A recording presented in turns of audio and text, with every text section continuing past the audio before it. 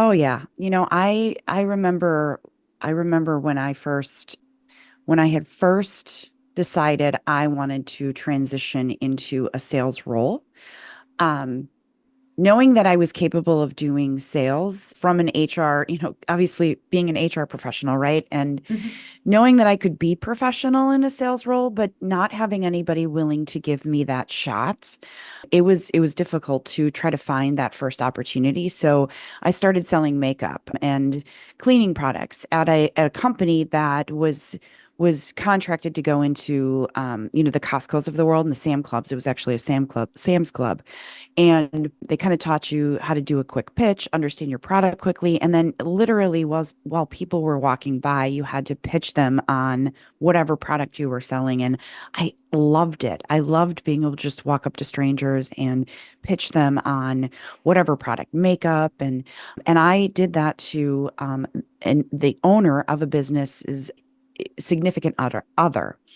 And he quickly looked at me and he goes, I need somebody like you working at my company. And I'm like, no, no, I love my job. But I quickly realized that he was the owner of a very lucrative, very successful organization. So I kind of let that wall break down. And he looked at me and he goes, you need to apply at my company and let them know that I recommended you apply. So I did. I turned around the next day and I immediately applied.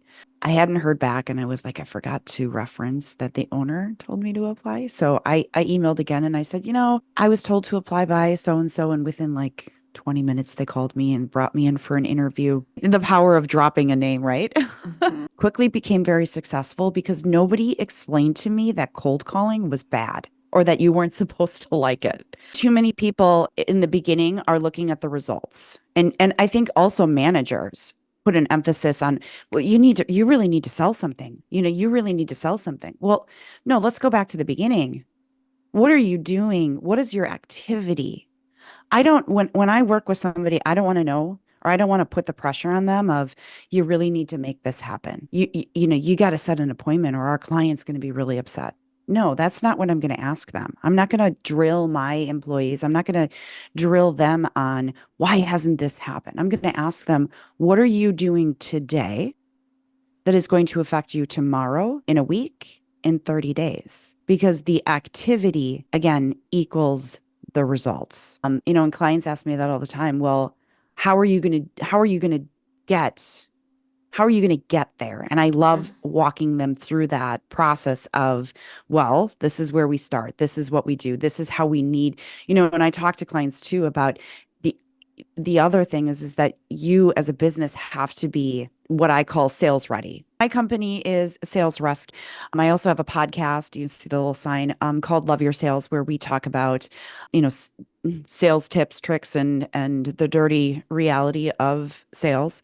But Sales Rescue, we offer everything from becoming your sales appointment setters to even going a step farther and helping assist with closing sales. But we also, on the marketing side, kind of what I talked about, being sales ready, we can assist with creating or updating a landing page, to creating some of your marketing assets, to assisting in a couple of other ways with CRM tools and things like that. We want to, and some of the ideal clients that we work with are, you know, not brand new entrepreneurs, but the ones that are, have launched their business and are now in a state of growth, are ready to grow and just don't have the time to sit and make those phone calls on their behalf. Um, as far as Lynn, I've known Lynn now for, my gosh, it's been quite a few years. He is an amazing human. I got to be honest, the first time that I met him, I couldn't understand what he did. And then as we've gotten to know each other, it became extremely apparent why he and what he does is so unbelievably important. Because understanding your data, understanding where your clients are spending their money with you as a business is so wildly important. He's also been a guest on my podcast, and he's such an amazing human.